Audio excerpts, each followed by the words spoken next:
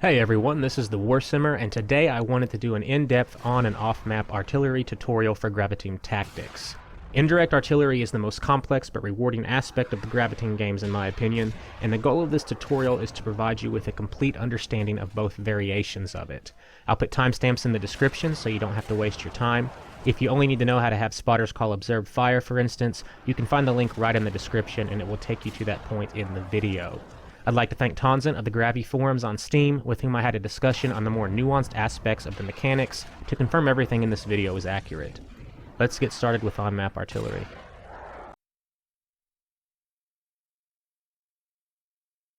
Initial setup is absolutely critical with on-map artillery. Whether it be via long guns or your mortars, you want to make sure you have them set up in a position where they can hit likely passive advance that the enemy will be approaching on, but still be out of range of direct fire. Looking at this map right here, we can see that the enemy can set up anywhere in this blue 1 kilometer square, so their most likely path is just going to come straight on down through here, right through our infantry platoon. That means we're going to need to place our mortar platoon down here out of the way. If you look down and get down to ground level, which I like to do, you can see they're really going to be safe from anything. There's probably not going to be any stray bullets. No flanking attacks are really available. Enemy's going to come straight through here. So we can place our mortars right back in here. And as long as they have an unobstructed field of fire down to a general area right around here where that infantry would be hitting our own infantry platoon, we're good to go. So I'm going to go ahead and select just our mortars themselves. You can see right here they're the 8 centimeter battalion mortars. And the 8 centimeter is a really large caliber mortar. Probably has a distance of at least 1,500 meters. I don't recall for sure, but we're probably going to be able to hit them if we place our mortars in this area. So I'm going to go ahead and select those one by one and just place them behind the shrubs out of the way of direct conflict. And then I'm going to go ahead and just select one of these mortars, and I'm going to press this button right here. This is the Show Indirect Fire Capabilities button, and it basically shows all the points that they'll be able to hit from the position that they're at. Obviously, they can't hit this red area up front, up close, because it's just in such close proximity. It's not really possible. But because it's a mortar and it has such a high arch on its fire, it's basically going to be able to hit anything outside of this red zone right here. Now, if you have something like a long gun instead of a mortar that doesn't have that arching fire, things like trees can get in the way. Just be sure to check this box up here and you can see what will be blocking its path or not. So this right here looks like a pretty good setup. I do want to go ahead and select this line of fire button right here just to see how far off they are from the target distance we'd want them to hit. And we're looking at about, anywhere between like a kilometer to like 1.2, 1.3 kilometers. So it looks like they are still going to be in range. So that just confirms to us that this is a good position to set up our mortars. So now that we have our actual mortar set up, we want to go ahead and set up the command unit. The command unit is always going to be this first initial unit on the far left. It's going to have a flag right in the box that it's in. You can see it's called the battery commander. So we're just going to always select that first commander unit and place him right here. And the reason we do place him in the middle of our mortars is because these commanders are the ones that relay the orders that your spotters, which are these units right here, these flagged units, pass the initial commander on this the toolbar down here at the bottom. He relays the orders. It's a game of telephone. So you're going to place your other spotters up here, just in general areas where they're going to have good fields of view of the approaching enemy. And basically they're going to relay the positions, the coordinates needed for designated targets back to your commander, who then is going to use his mouth. He's going to shout to the mortar squads the coordinates they need to fire. And generally you have about 100 meter range on your vocal commands, and again you can just check and see how long 100 meters is. So it's not as long as you think, about an area like this, and that would cover all of his mortars. So we do have our commander set up well. One thing I do like to do with the commanders is I always like to turn fire at will off, and I like to have them hidden and prepared in an ambush. Their job is not to fight the enemy. Their job is to relay orders, and we don't want them to be firing and exposing themselves. Much the same as these spotter units up here, which will relay the coordinates once they have the enemy in sight. So I'll just go ahead and select them. I can just click and drag and then hit Control to select this third guy right here. Go ahead and turn off fire at will and tell them to stay concealed. Again, if we didn't tell them to stay concealed and didn't have fire at will off, when the enemy approached, they'd open up fire, and they are just completely useless as a infantry fighting unit. They are much more valuable relaying those targets to the commander and his mortar squad back here. As you can see, I also like to get onto the ground level. These tick marks right here in these boxes are supposed to show like a general idea of how far you can see in any given direction. 4 ticks, as we see here straight ahead, supposed to be the furthest distance. You know, if there was only 1 tick, it's not very far. If there was no ticks, they basically have no visibility. I don't like to always rely on that. I like to generally just get right up on them and see what they can see. And it's pretty accurate. So you can see they have a pretty good line of sight. So does this guy. And coming over here, we'll check his line of sight. And you can see he has a really good field of view as well. He can even see into this dip, into this little gully right here. Setup wise, we're all good to go. That's generally how you want to set up your mortar teams.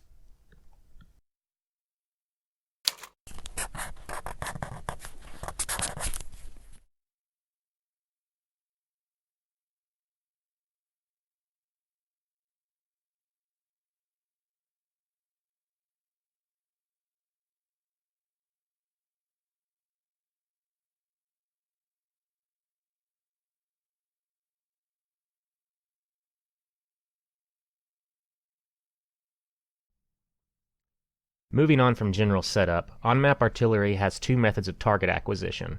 There's player-controlled observed fire, where you manually lay out a fire zone, or you can do automatic designated fire, and that's targeting handled by the AI. In this example, we're going to take a look at the latter, automatic designated fire. Again, this is where the AI spotters relay visually ID'd targets automatically to your indirect fire commander, who in turn relays this information to the artillery beside him so they can proceed to fire automatically. It's really easy and requires no micromanaging, and as long as you have ammo and indirect fire capabilities on the location, you only have 2 things to worry about. That the artillery units themselves have fire at will checked,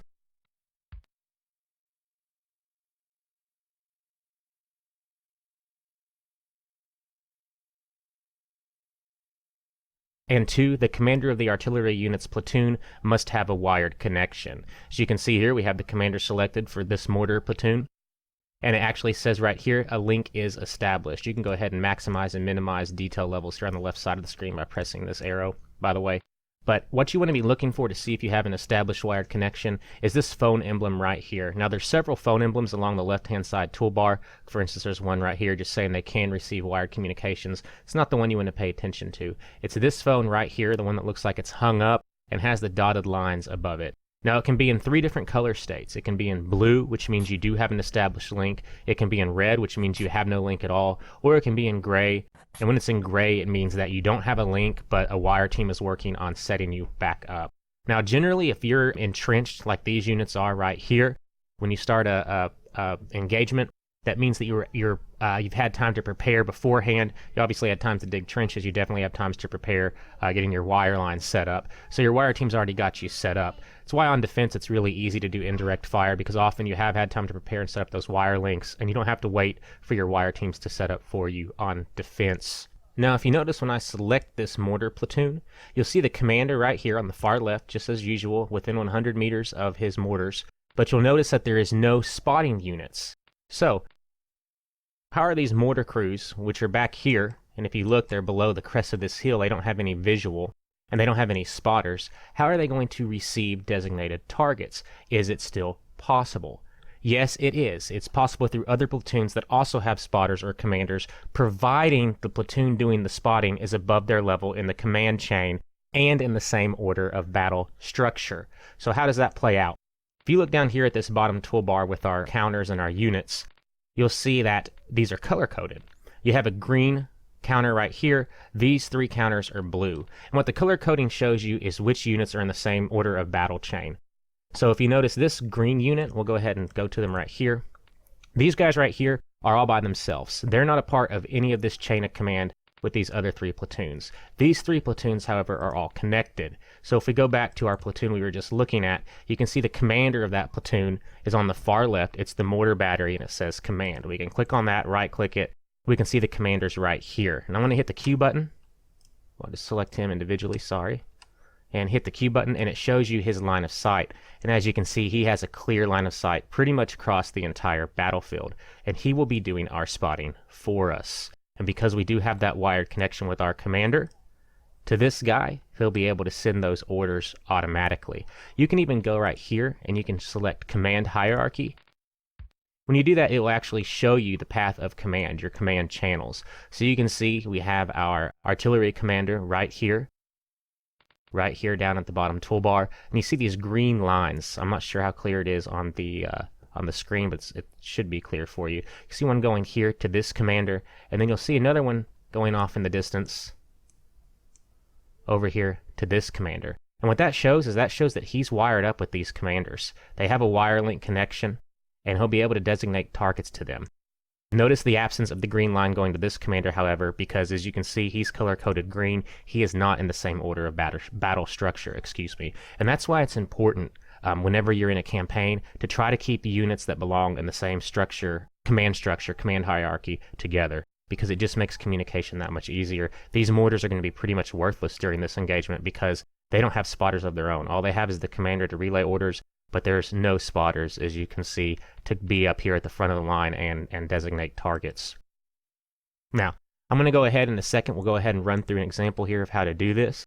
Again, we want to make sure that fire at will is checked, and it is for all of these units. But the 3 examples I'm going to give you is one where we have an unwired connection where we lose our connection. I'm actually going to do it with this guy.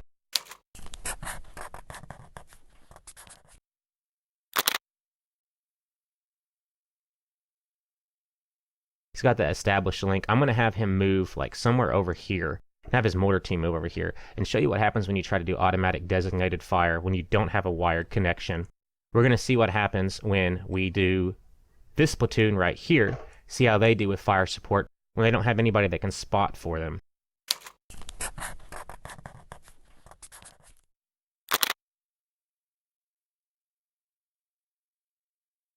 And then we're just going to see what happens when everything is done correctly, which is going to be this squad right here.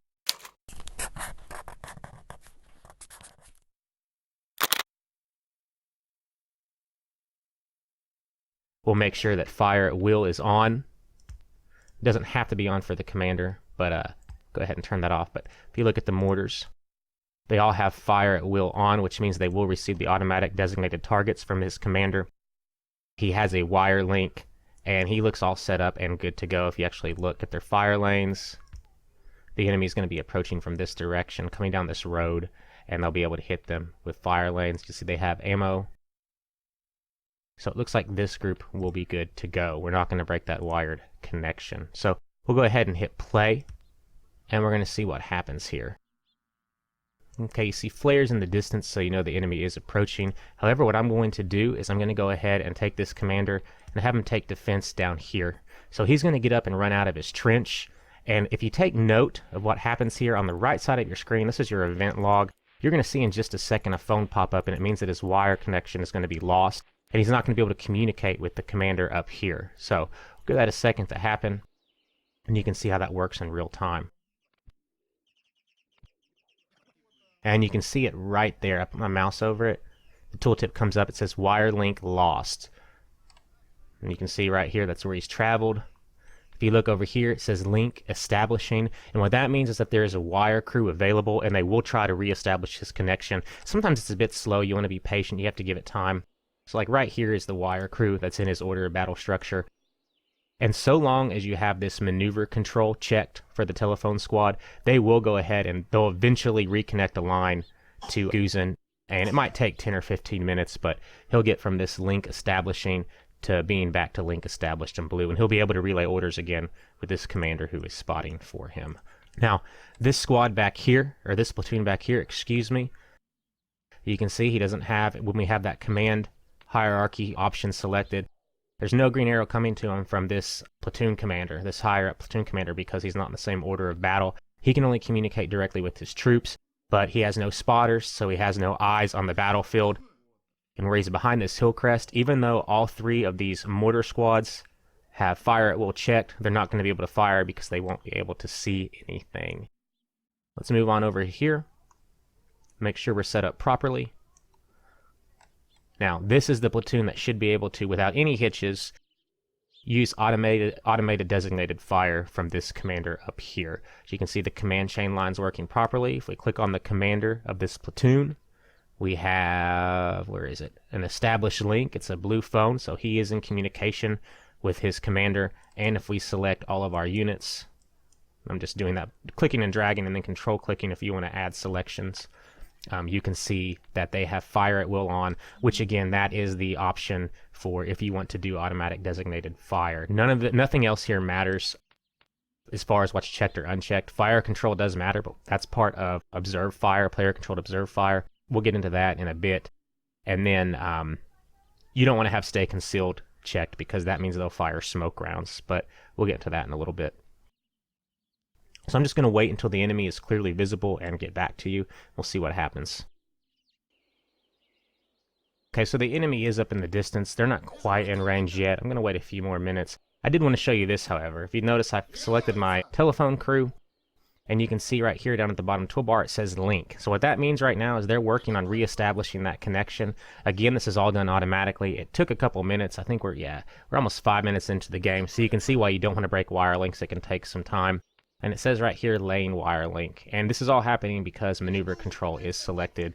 And they've automatically sensed that this commander right here has moved from his position. As you can see, link lost. And they're just going to go ahead and literally manually drag a wire from this commander. You can see him starting to come down now, down to this commander. And once he does that, a link will be reestablished. Now, one thing I do want to note as well that a lot of people aren't aware of, and I just found this out by chance, is your old wire links are remembered. So like you had your commander right in this trench right here, he's still got his phone and cable in there. So if he wants to, you could actually move him down. I could tell him to take defense back in here. He'd get back in that trench, and he would again reestablish connection with his commander, which is a pretty cool thing that isn't always readily apparent. It's not really noted anywhere in the manual or anything I've seen. I just found it out by chance. But just remember that if you accidentally do get a guy out of position and you break that wire link, just move him back to where he was, and you'll reestablish it. And you can see right here, here comes our wire guy, so he should get his link back in just a second. And there it goes, that simple.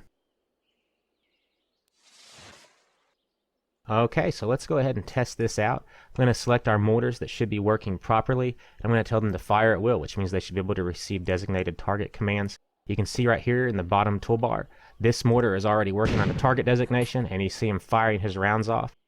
Because I have this button select, the pass and order select, it shows actually what units they're targeting right now. You see these orange lines going up to the units up here where they're all firing. I don't know if also you can tell there is, every now and then you'll see little emblems, like here's a little yellow emblem, 3 dots. That just means they're communicating their commander up here. You can see the blue transmission icon right here. It means these two units are talking right now. He's designating targets. And you can see now the mortars are hitting exactly where we need them to be. And it's just devastating. I mean, one platoon of mortars, if you're doing it correctly, you can take out an entire platoon of infantry without having any losses. I'm going to hit F6 just to remove the HUD. And you can just see right there some of those direct hits, how devastating that fire is. And this is all automatic designated fire. We just have a connected wire link and a commander to spot.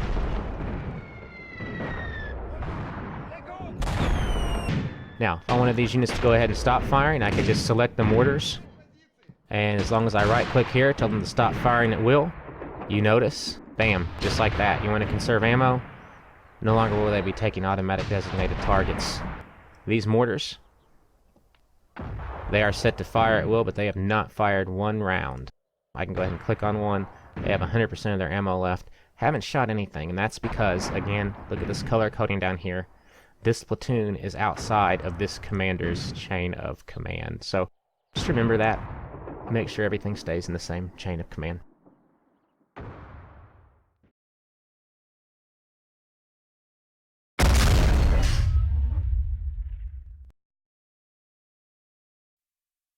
Player-controlled observed fire is the act of the player manually designating a target area himself when it comes to on-map artillery.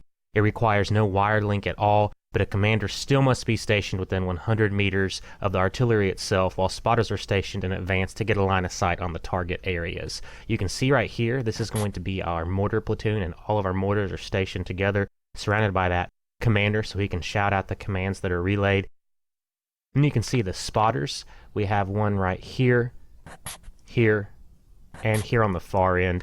I've programmed or scripted the Wehrmacht to come up along this road right here. So you can see we have a clear line of sight for all of our spotters down here. And just like when we do our automatic designated artillery fire, we made sure that all of these units are concealed and ambushed, and fire at will is not checked. Reason being, we don't want them to expose themselves. Now, one thing you'll notice, I have all of my spotters selected in this platoon, and if you look at the spotters, you will see that they do not have a wire link. Their wire link is actually lost. Not a problem at all with observed fire. As I said, that is one major differential between this and automatic designated fire. Another rule that's different with player control observed fire is that you can only get spotter information from spotters that are within the platoon itself. If you remember in our last example, we actually got targeting information from a commander of a platoon that was in the same order of battle structure, but was at a higher level. That's not the case when you're ordering this observed fire yourself.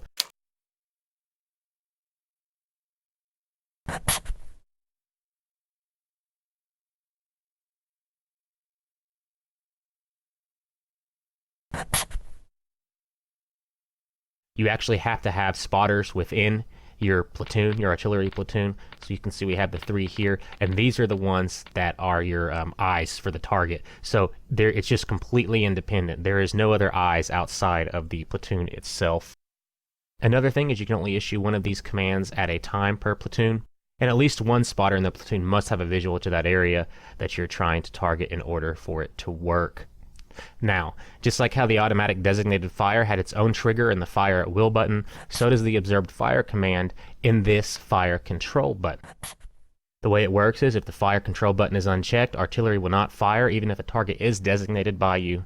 And it should be noted that you can run both fire at will and fire control at the same time, so your artillery will do both types of target acquisition, but player controlled observed fire will take priority if you do set a target.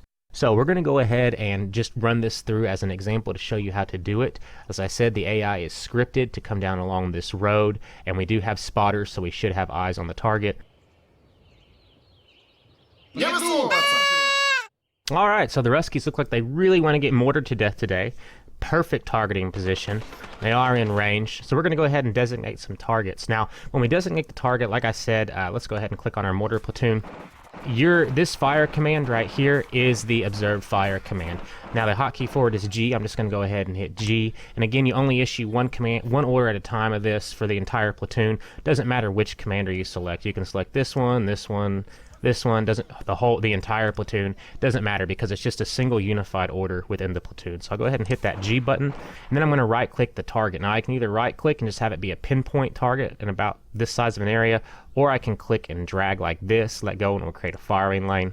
I'm just going to go ahead and do a pinpoint area at first. Let's go ahead and hit G, and we'll do this right here. Now what you'll notice is, I'll go ahead and click on the commander so you can see how this fills up. If you have eyes on the location, which we apparently do, this percentage bar will fill up.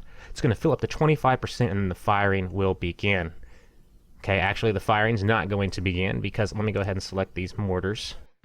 If you noticed, for that type of command to work, we have to have fire control on. I'm going to go ahead and click it, and you should see down here they'll immediately begin firing. And here we go. Firing down at the bottom. And all the mortars going off.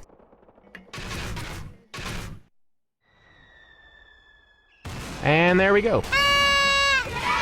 There you have it. Excellent. Wiped out a platoon just like that. Now, one thing I do want to add is, and I was not aware of this, there was a gentleman on my YouTube channel actually by the name of Samson Stone that informed me of this, and this is just absolutely helpful because let's say that let's say you have a huge mortar attack going on and the enemy's attacking along a wide front. So you went ahead and completely wiped out this area with your observed fire attack, but you have enemy over here now, and you need to slightly move your target.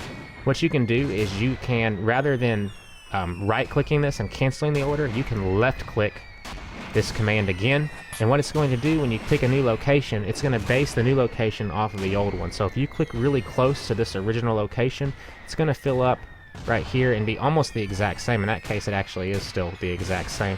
Give you let's say behind these tree lines. Okay, this is a perfect example.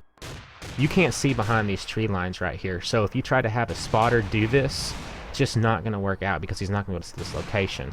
But since you picked a spot in advance of it, he can use this relative position. You left click here, we'll do a firing lane.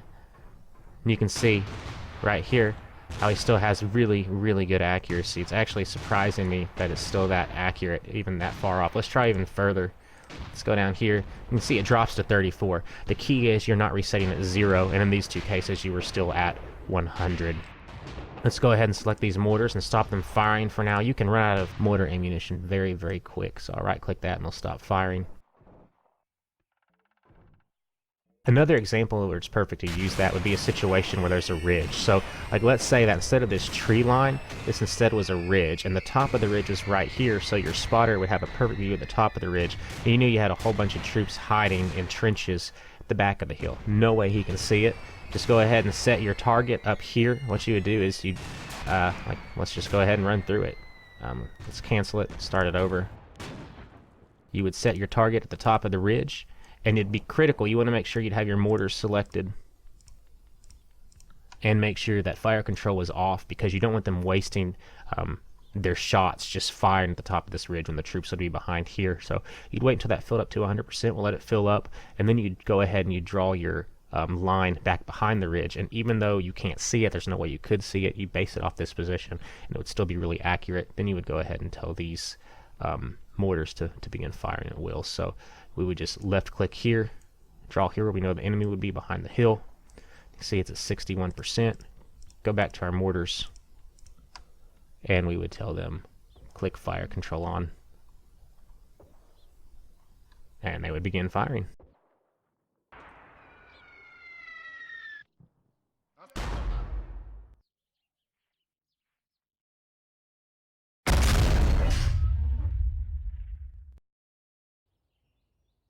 Smoke rounds are really easy. It's the exact same as in our previous examples of firing on the enemy. Same rules apply. Only thing different is that when you select your mortars, and I have them hotkeyed here to the 2 button, they're all selected now, you want to go ahead and see this stay concealed button. What that means for mortars is to fire smoke. It doesn't actually mean stay concealed like it does with other infantry units. So we'll select that stay concealed button. It means they're ready to fire smoke. And then you want to select one of the mortars themselves, go to the ammo, and actually make sure that they do have smoke shells. And you can see they have 40 HE, high explosive rounds, and 10 smoke shells each. Also, see it right here, 10 smoke shells. So we know we're good to go on that front. We'll go ahead and select the commander, and we will go ahead and lay down a observed fire path.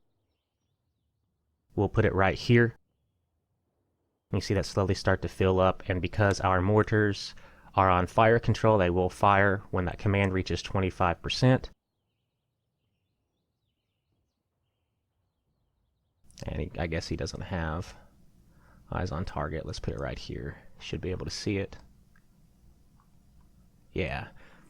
Okay, so we're just going to wait for it to hit 25% and the mortars will start firing. Now, a good time to use smoke is when you're about to do an infantry advance. So like I have this infantry platoon hotkeyed to the 1 key. I can just hit 1 and select them. And once the mortars start firing those smoke rounds, I can go ahead and advance them. And it will give you a little bit more cover to close the distance on enemy positions when the smoke rounds land. I'm going to go ahead and tell these units to attack. And they'll just go ahead and advance on up under the cover of that smoke screen. One thing you can do is I think you can hit the escape button. Yeah, and it's wind. There is no wind at all, so this isn't going to be really helpful to us. The smoke's going to be pretty much stationary and not provide as much concealment as it could. Now, if you had a nice crosswind going a couple miles an hour, a couple kilometers an hour, crosswind left to right, the smoke would actually, you'd see it drift across. It would provide a lot more cover. In this case, it's just going to be pretty much vertical and stationary, but it is still going to provide some level of cover if you had an infantry position you were trying to attack behind it, as you see our troops move out into position.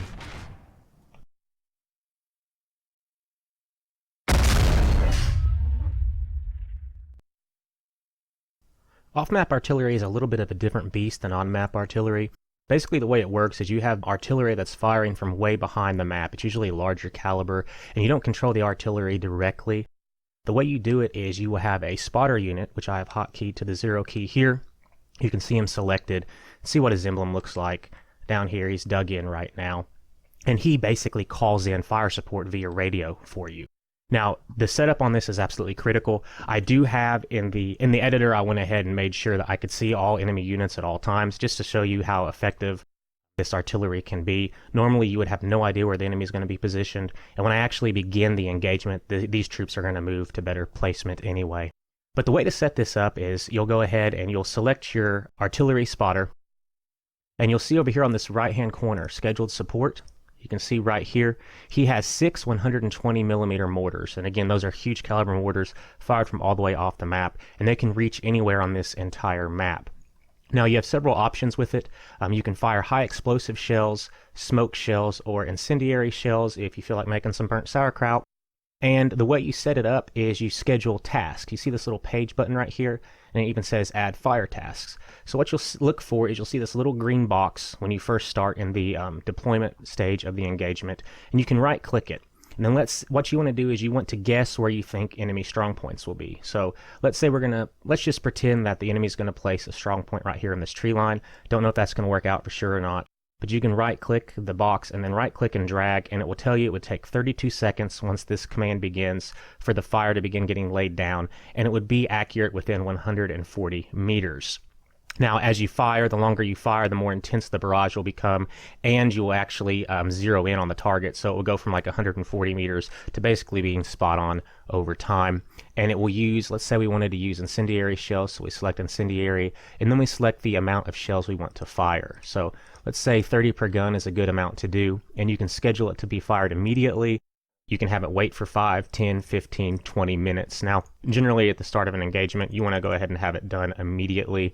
And then you can select Add Fire Task. Just left click it. You'll see that blue line with the 0 over it. It means it's your first fire task. And then if I wanted to add any others, I just right click the green box again. You'll see the flag cursor pop up. Drag and drop for other locations, 31 and 60. This would be much more accurate. We can make this one, let's make it high explosives. You can see we have 1,200 rounds, so we're not going to be short of ammunition. Go ahead and schedule it for immediately. We'll do 30 per gun.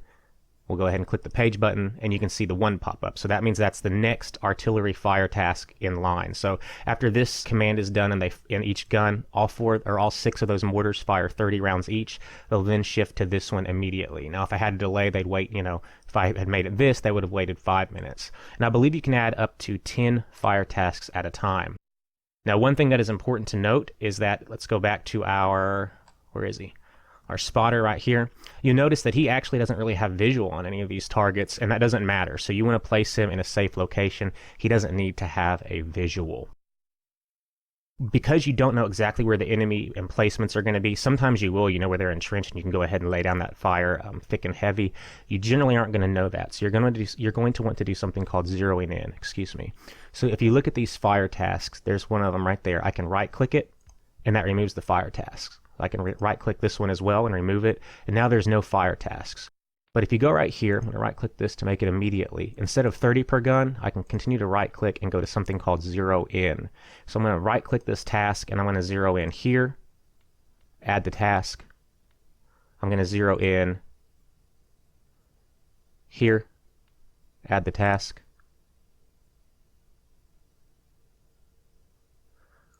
And right click here to zero in here and add the task. Now what that is going to do is once the engagement begins, just a couple of rounds are going to be fired on this position, like 5 or 6, and then it's going to shift to this one, shoot 5 or 6, and then shift to this one, shoot 5 or 6. And all that's doing is zeroing in. So it basically is a way for your artillery spotter and your artillery to get in sync and know where these locations are. And then when the actual battle starts, you can see where troops are placed, and you can use these as a reference point. It's really easiest if I just go ahead and show you what I'm talking about. So I'll just go ahead and start the engagement.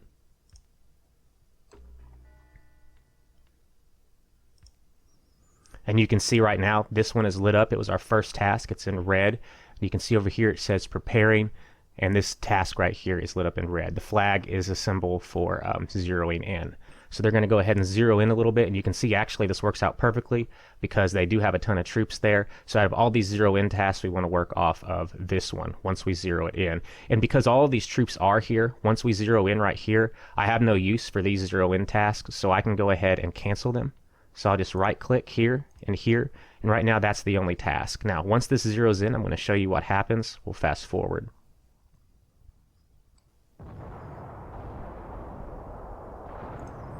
Okay, so you saw the rounds being zeroed in, and you see now, you'll see this little inverted triangle. And what that means is that is a reference point for you to understand that this area right here has been zeroed in on. So if you need to call upon that position again, the coordinates are already laid out with the artillery and the spotter, and you can be very accurate when you lay down that fire. So what I'll do is I'll go ahead and lay a fire task right here, and it should be very accurate. So I'm on that green box, you'll see it highlighted. I right click it, and then I click and drag right across that triangle. Now, if you notice, it's only going to take 1 minute and 2 seconds to start shooting, and it's going to be accurate within 290 meters. So I'm going to go ahead and do some incendiary rounds in the forest, because we want to make that burnt sauerkraut again. And I'm going to go ahead and fire just a ton of shells. Let's do 50 per gun immediately and add that fire task. So you see now we're working on that fire task, and within 1 minute and 2 seconds you're going to start seeing the first rounds firing, and it's going to be pretty accurate, 290 meters, and slowly it's going to zero in and just really deal a lot of damage to those infantry units. Now again, this is why zeroing in is so important. Let's say that I wanted to add a fire task that I didn't have a zeroed in location on. Like let's say that I thought there were troops over here, or I had scouts that revealed there were troops over here, and I wanted to fire over here. So again, we haven't zeroed in here. I'll right click and drag, and look at the difference in the accuracy and the time on target. You'd have to wait 3 minutes and 53 seconds, almost 4, and it would be accurate only within 1.5 kilometers.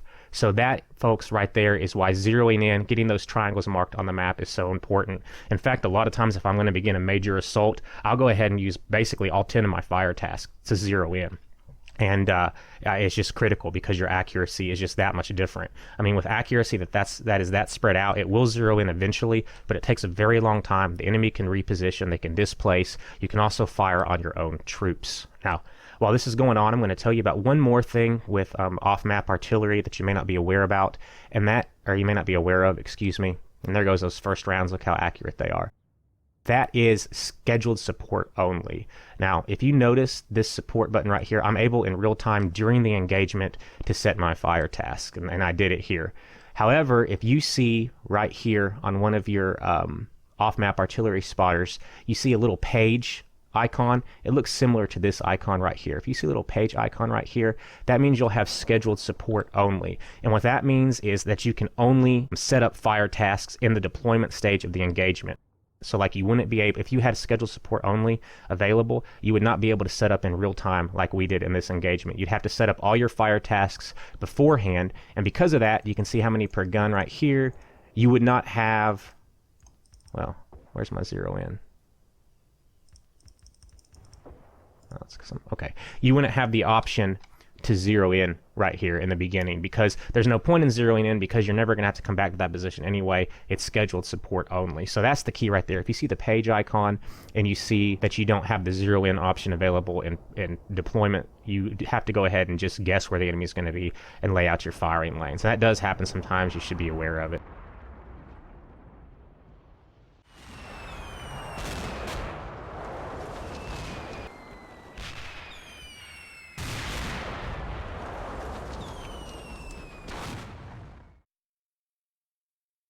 And that concludes the video. Thank you all for watching. I hope that you enjoyed it, and if there were any questions you had regarding that all-confusing indirect artillery fire system, I hope this tutorial answered them for you. As always, your comments and subscriptions mean a lot to me. We're getting closer to 1,000 now, and I really appreciate it. Have a great day, all.